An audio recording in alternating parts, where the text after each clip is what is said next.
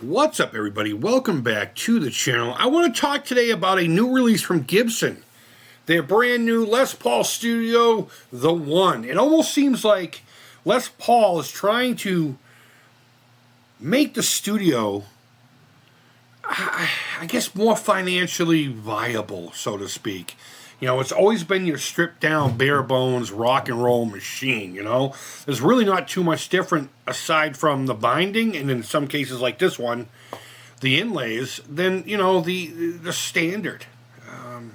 It's pretty much the same thing, just no binding, no mother of pearl logo. But essentially, it's a stripped down, bare bones Les Paul. It's tried and true. It's a workhorse, and this one here was no exception. This thing was gorgeous, and we'll get to the new one. But I want to talk about this real quick first to let you know why I'm excited about the new The One, you know? So about 3 years ago, I sold this Les Paul Studio, 1990. If I remember correctly, according to the serial number, it was birthed the day before my birthday of that year, 1990, on March 7th. My birthday is the 8th. If I remember correctly, yeah, this one was the day before my birthday, which I wish I'd never gotten rid of. So I got this in kind of a weird way, in a very weird way. My daughter, she's a dance student, and we have a dance school right down the street run by a woman that we went to high school with who also danced at that studio with my fiance. And every June, they had this big final recital through the year or whatever, before the summer kicks in. And there's the dad dance. And I've done the dad dance in the past. And there was another gentleman named Bill, who, I don't know how he struck up the conversation. I think we were talking about music and then guitars. And he played in a punk band back in the early 90s. And, you know, whatever, mid to late 90s. And he said, I got this Les Paul Studio that's been in my basement since we bought the house. I've had it since the 90s. And look, you see? Do you know what vertical... Do you know what vertical checking means? Moisture. His basement flooded, and this thing was standing straight up and down. And the bottom half, the lower bout, got saturated. And he said, you know what? I'd like to see it get back to its former glory, though. Aesthetically, it'll never, you know. Can you do something with it? I said, yeah, let me see it. So he brought it to me, and the case was destroyed. It was one of those really great 90s cases with the shroud over it and everything. I was sad to see that, but as you can see, the guitar, this is after repairing, too. The guitar needed some things. As far as the electronics back here, I just needed some deoxit and clean the hell out of it. I did have to replace the three-way switch. This thing just sounded amazing. It was such a great guitar, but I sold it. I don't know why. I mean, I'm one of those guys that when the universe says it no longer belongs to you, I make an effort to make sure that's the case. Because something, by the way of new, is probably about to come. I am a religious person, so I don't believe in a lot of mystic crap. But I do believe the universe talks to you, whatever you want to call it, whether it's God, whether it's the universe, whether it's Mother, whoever the flip. But regardless, I got rid of this bad Larry, and I've regretted it ever since. There's something about a black Les Paul with chrome and, or in this case, nickel hardware. I believe this was all nickel. Leading us up to today. Oh, long story short, I repaired it. And then I went to give it back to him. He says, keep it. I did that so you could keep it. And I'm like, oh, I spent money on this thing. He's like, you want me to pay for the repairs? I'm like, no. So I ended up selling it like 3 years ago. Now, Gibson has been trying so much lately to put a lot of value into the studio line. The studio has always been that bare bones rock and roll machine, and they're calling it the One. It was the One. Now, a lot of people went to. My very first brand new guitar that I purchased was a Les Paul Studio in 92. Wine red gold hardware, and it did have the trapezoid inlays. I want to say it had ebony, but I may be mistaken in that. And I've missed that guitar too. I didn't like it as much as I liked my Explorer, but I traded the Explorer for the pretty new guitar. And I wish I'd kept my, what we're now calling 84 Explorer in ebony. You're like, Chris, why aren't we talking about the new guitar yet? Okay, let's talk about the new guitar. So this is the new Les Paul Studio. They're calling it the One. The One! And again, they're trying to add value to the Studio brand. You know, they had the modern light or whatever it was that they just had. Those were nice looking. But I think this one here, is on the mark. There's one thing I would have changed, but we'll get to it here.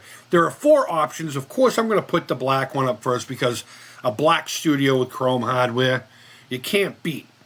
You can't beat. So, we've already looked at this. We've got a couple of different finishes. We got this weird blueberry burst thing, which I guess some people like. That's for somebody.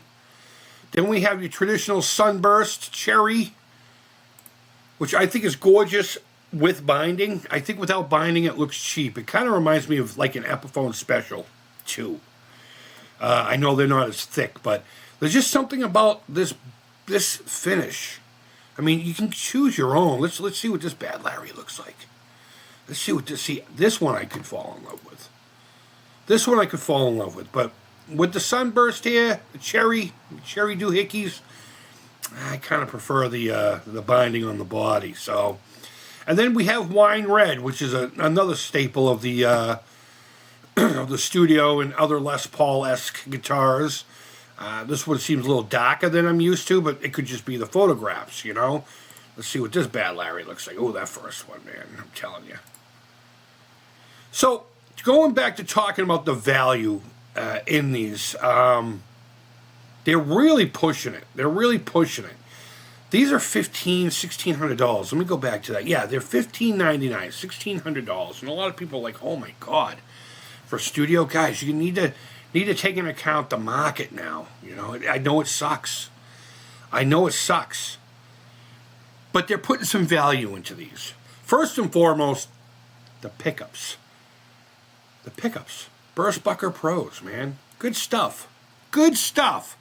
They're not quite custom buckers. But I think they're great. They're great. You know, you just can't go wrong with them. They're straight up. Now, should they have kept the typical Studio setup with using the same pickups as the custom? Was it the 490 somethings or other? Which I believe that, again, the ebony one, if I hadn't said it already, that I had those pickups in it. And it just sounded amazing. You know what? Let's go back to the black one because I want to be petty. I want to be petty and just look at the black one. Because if I were to get one, it's going to be ebony. It's going to be ebony. Oh, man. Look at that thing. Look at that thing. They have ultra-modern weight relief, if that's something that you're into. I don't know if I'm into it. I had the Tribute, and I think that has some weight relief, too. And I think it gave this airiness to the guitar. You know, it gave it its own unique thing. And man, I sold that for Disney money. And I'll be honest with you, I'm glad I have my Dark Saber and a few other trinkets that I purchased while we were at Disney. And overall, I'm okay with that choice. But I have been itching for a Les Paul. And, yeah, once I get some funds together, I am absolutely probably going to get one of these. Unless, of course, I have a few extra bucks. And, of course, we're going to go towards a standard, which is quite a jump ahead. But this also comes with a case. It's not a hard case, but I had a case that was soft/hard for my Tribute. It was more than enough. It was more than enough for a guy like me who just plays in his house and maybe once in a while goes to a buddy.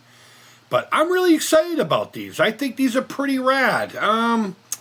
You know what? Let's do this. Let's go back and just look at the regular Studio. Oh shoot, we're gonna have this kind of thing going on. We'll just go bam. I don't want the one though. I just want a Studio, the new modern one, because we didn't really talk about that either. That's pretty rad. Like these here for $200. I mean, 2,000 bucks. Tell me that's not sexy. Oh my God. Oh my God. And then we got this color. And then we got this color, which I think a lot of people are going to go for. I think a lot of people went for the white. You know, you got that whole Randy Rhoads vibe going without it really being a Randy Rhoads guitar. But regardless, guys, let me know what you think in the comments below. I mean, can you get excited for a Studio? I know I can because it's within my budget, you know? It's within my wheelhouse. Look at that. Come on, man. Come on, man. Now, I'm going to end this with this. I'm not a fan of the binding on the neck. I mean, if it's the whole, you know, Les Paul vibe, then fine. You're going to put it on the body and on the neck. But in like 1954, I think it was, they were still experimenting with what the Les Paul was going to be. And they came out with a Goldburst that had a wraparound. It had the 2 humbuckers, or maybe it didn't. Maybe it just had the P90s. They didn't bind the neck, but they bound the body. And I'm honestly hoping that Gibson will eventually do something like that. I would absolutely be smitten for that, because the one thing I liked about my Tribute was the neck and the unbound roundness of the edge of the neck. I know you can round off a bound neck, but you know, I would rather have the feel and aesthetic of a non-bound neck with a bound body. But let me know what you think down below. I think this is a great offering. I think, given the market and what they're throwing into it, I think I think this is a great value for what's going on today. And maybe I'm wrong. Maybe I'm wrong. Here's a demo. You can save $150. Save yourself $159. There you go, $160. Buy yourself a nice black one that has a few scratches and dents. And let me tell you something, kid. Look at that. There is nothing like a worn-in ebony Les Paul. Guys, thank you always so much for watching. I can't say that enough. Thank you for getting through all my garbage before talking about the new thing. I just wanted to talk about that. When else am I going to talk about that studio? It was a loss, but it was time. It was time. I wish I still had it. It had a lot of problems. Let's go back to it real quick. I had to open this up and glue it. I think there's a better picture. See? And it's separated, so I had to open that up a little bit. I used a couple of shims and tapped them in there, and I squirted in some glue. I squirted in some hide glue. Yep, I have a friend of mine that has hide glue.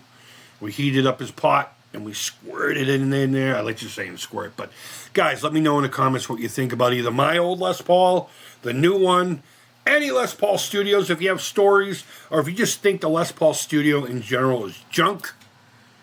Let me know in the comments below. Leave your feedback, thumbs up, thumbs down. It's all positive to me, guys. Thank you so much for watching. Hope you're doing well. And until next time, take care. Keep it real. And bye-bye. Lessons coming up pretty soon, I promise. And it's not a big deal, so I'm not trying to build anything up.